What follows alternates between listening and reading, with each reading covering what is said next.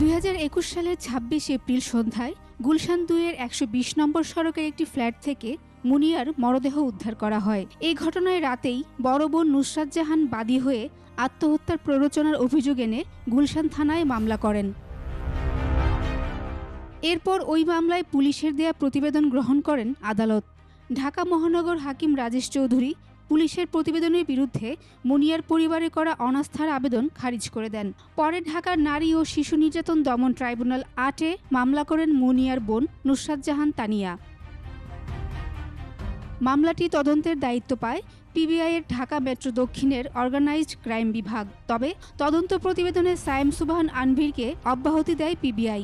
Meunière বোন এর বিরুদ্ধে নারাজি আবেদন করলে তা খারিজ করেন আদালত।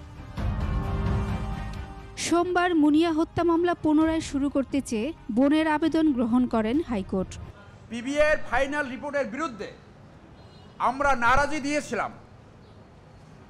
নারী ও শিশু নির্যাতন আদালত আমাদের নারাজি খারিজ করে দিয়ে সেই প্রভাবিত পুলিশ রিপোর্ট গ্রহণ করেছিল। আমরা সেইটার এগেনস্টে আজকে আপিল শুনানি করেছি। আপিল গ্রহণ করেছে এবং আপিল নোটিশ সার্ভ করার পরে দ্রুত শুনানি করে এইটা পুনঃ তদন্তে যাবে বলে আমরা আশা করি। মামলাটি এখন পুনঃ তদন্তের জন্য আসবে বলে প্রত্যাশা আইনজীবীর। আমরা আশা রাখছি এই মামলা আবার তদন্তে যাবে এবং তদন্তের মাধ্যমে এই যে ভিকটিম পরিবার এবং বাদী তারা ন্যায় বিচার পাবে।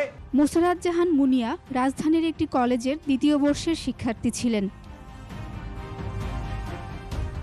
শাকেরা আরজু, 21 টেলিভিশন, ঢাকা।